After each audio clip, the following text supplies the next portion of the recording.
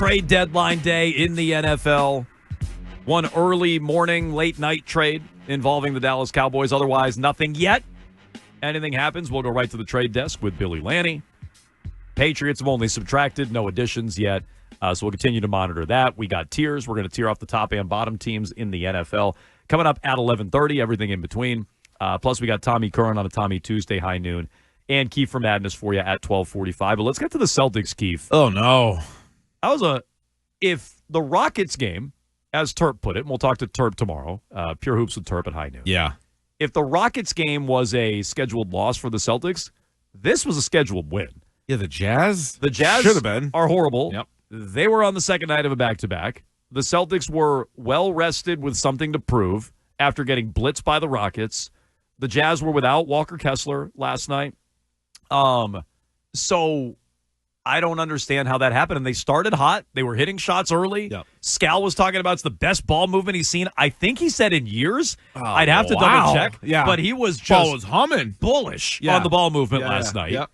And then they wind up losing to the Jazz 105-103. Yeah, a bunch of different things. Easily their grossest, most disgusting loss of the year. So this was like all your fear. So you have a horrible quarter, right? The third quarter is where things just absolutely fell apart.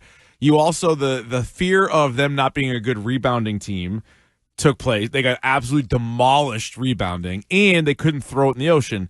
So if you're going to get out-rebounded by 20 and then shoot 11 of 51 from three. Say that again? 11 for 51. Oh, that's not great. No, it's not. The 11's at least okay. 51? 11 for 51. Jaylen Brown 0 for 9 from behind the stripe.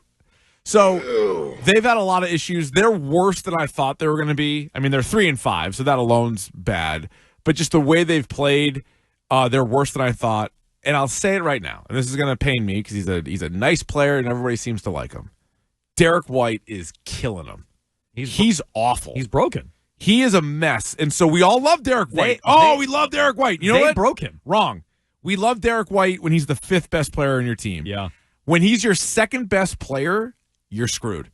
I thought he was going to be an all-star this year. I thought he would be 20-plus points per game.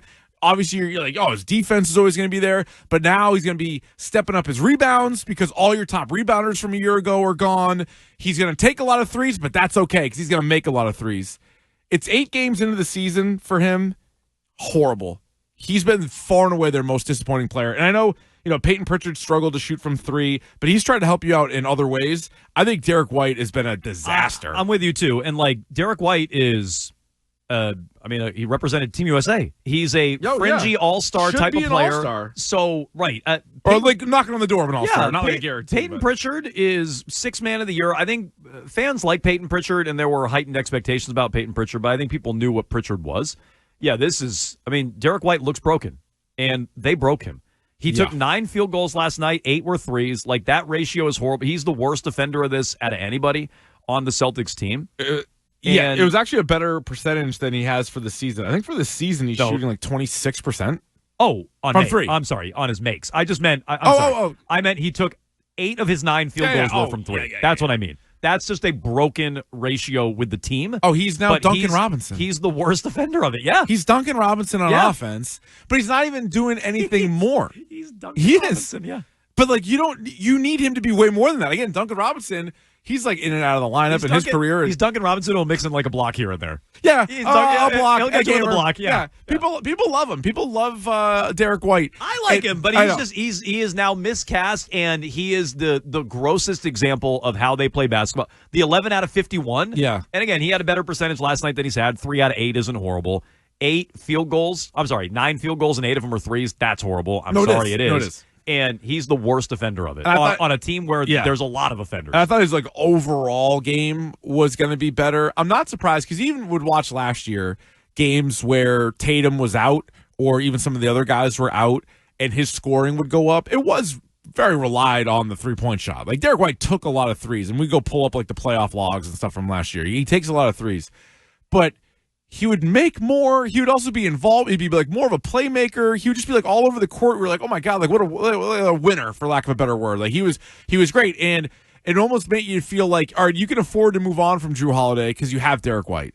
And yeah, obviously Jason Tatum not being there is brutal, but a guy like Derek White will step up his scoring. He'll be better. He's scoring less. Like, how are you scoring less than when you had Porzingis and Horford and Tatum taking all these shots? Because he's not open. And he's not taking, any more catch and shoot threes. I think Terp talked to us about this last week, and I'm sure he has the metrics to back it up. They're like all these gross pull-up threes and like in transition threes, and they're not catch and shoot where he's open and has time to shoot. For the most part, I'm sure some of those are in there. It's like off the dribble or in transition, and it's these pull-up threes. And he's not going to be as efficient, and that's why he's scoring less. Well, because and now teams know, too. They're like, he's not the fifth option. He's the number 2 option. Yeah. And so he doesn't get the benefit of defenses focusing on Tatum and Brown, and Porzingis is drawing double teams because of his size, and even Drew Holiday can knock down open shots. You can't leave him. The spacing was better. There were more open looks. He can't benefit from that, so he's getting exposed. Like, I agree with the Twitch chat, and it scrolled past, but somebody in there said he's getting exposed in a big way. Oh, it's ridiculous. He is. Yeah. It's bad. That doesn't make him a bad player. That makes their approach this offseason offensive. But he went from being like the most underrated player in the league to maybe now it swings the other way. And that's what happens with every player. Like, you're only the most underrated player in the league until you become overrated.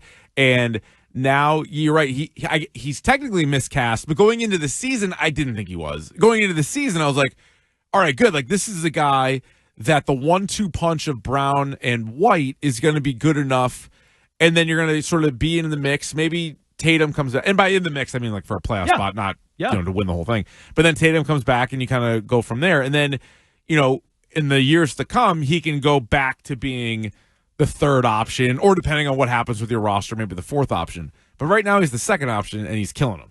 57% of their shots, 51 out of 89 were threes last night. And it's like, you saw it. You saw it at the end of the game. They were down, I don't have the game log right in front of me, but I want to say they were down like 7. And Jalen went to the hoop 3 straight times, or maybe Pritchard went once and Jalen went, and they immediately closed the gap. Right away, they were right back in the game. It's like, well, no kidding. No, but take threes. Put the ball on the floor, go to the hoop. Now, the irony is Derek White actually hit a 3 to put him in front. But how they got back into the game was putting their head down and going to the basket. And the modern NBA, I get you want to shoot threes. You need to be able to launch threes.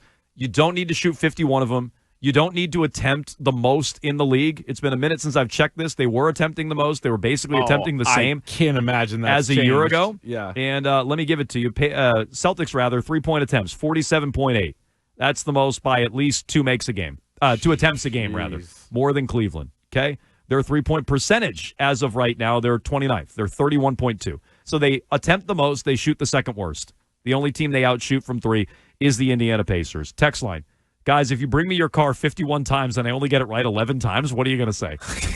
And well, I mean, they're going to make it doesn't need to be that high of a hit rate. Yeah. But that is drastically low, shockingly low. Yeah. Most attempts, second fewest makes in terms of percentage in the league, second worst percentage. So that to me is offensive. And then I got to hear Jaylen Brown after the game. Did you see what? I mean, I know you saw what happened. Yeah. What'd you think of the no call on the quote unquote trip?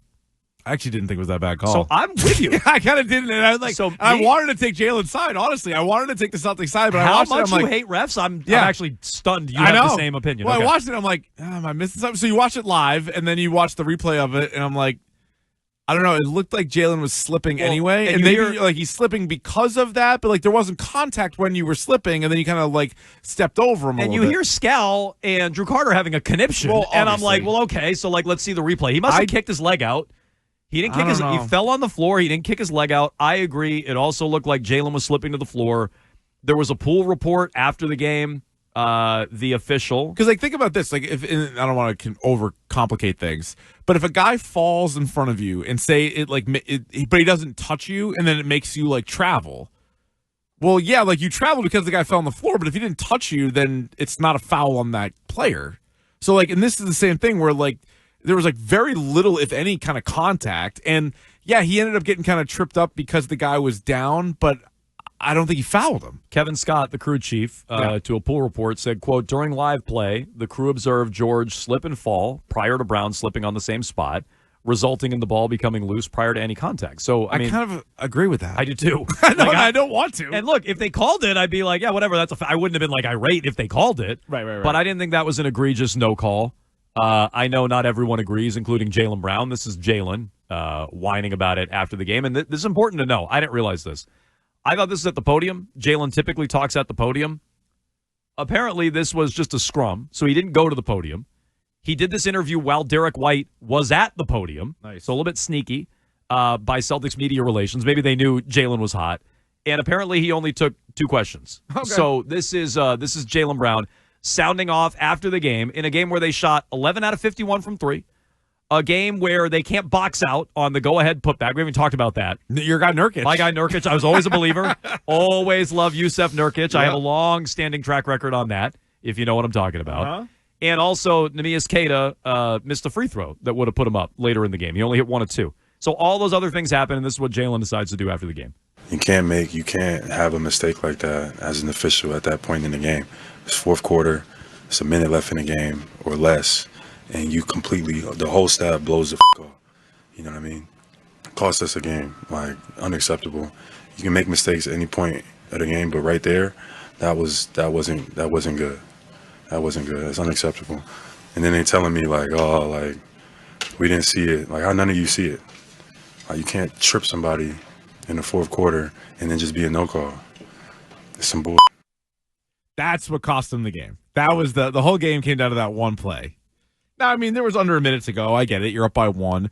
But also, I think if you're Jaylen Brown and you have the handle that you have, you might not get the benefit of the doubt.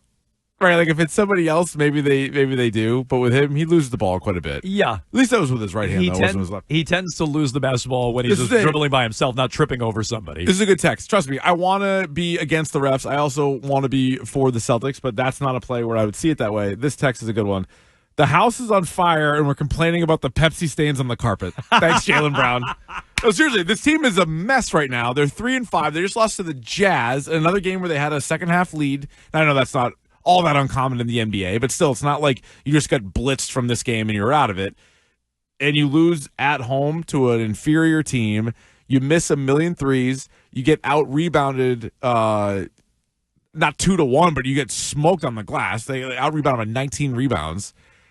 A bunch of your guys have bad games again. And Jaylen Brown's like, oh, that call that went against us, that cost us the game. They have the ball down 1 with 47 seconds left. I'm sorry, up. No, they're up 1. With 47 seconds left. Jaylen has the ball. He turns it over. Marketing goes up.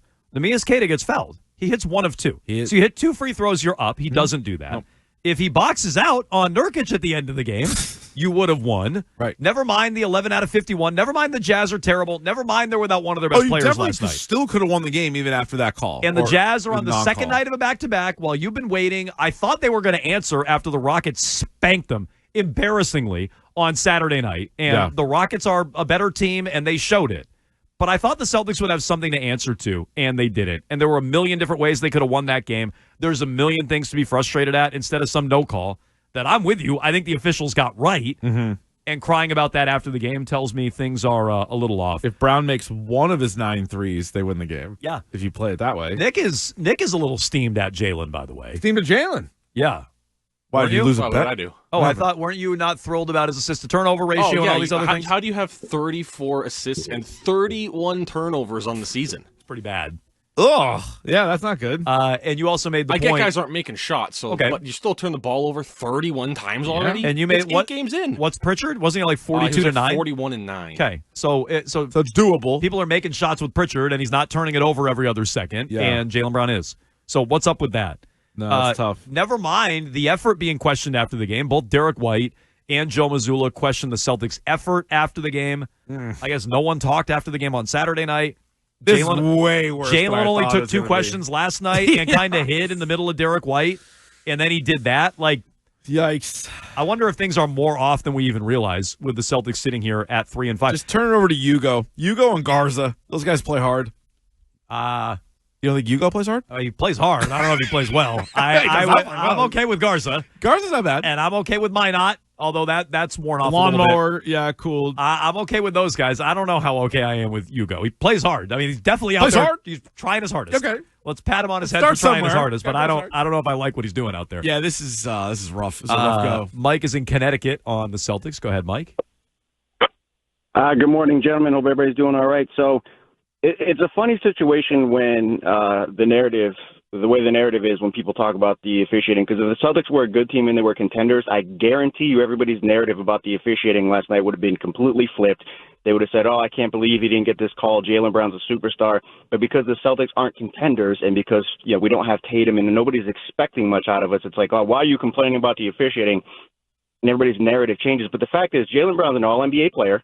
He's one of the top 15 players in the NBA, and he didn't get the call when every other top 15, 20 player in the NBA gets that call. And Mike, if you look at it, Mike, this George.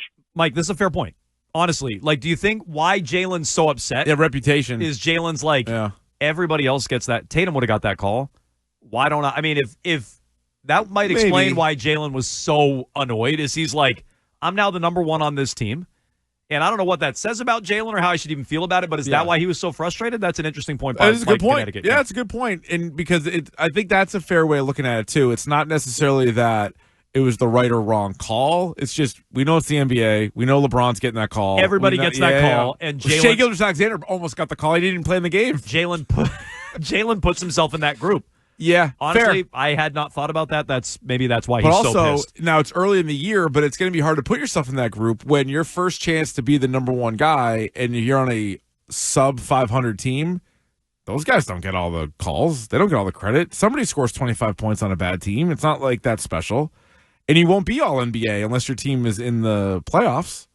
I mean, that not very infrequently does a guy make the All-NBA team if they're not a playoff team that year. If you guys don't think that cost us the game, you guys should not talk about basketball. All right. Yes, every other play should have been done, but that play did cost us the game. Again, I don't think it did. With the no call there. Yeah. Keita hits his free throws, you're up. Keita boxes out, you win. I mean, it's as simple as that. Never mind if you make one more out of your 51 threes. They also weren't guaranteed to score on that possession. It's not like it took points off the board. It's a good point. Or, I don't know, you take 42 threes and go to the basket more, which they had a lot of success at last night, and maybe the game goes different. I watched that replay like a million times. I don't still think it was a foul.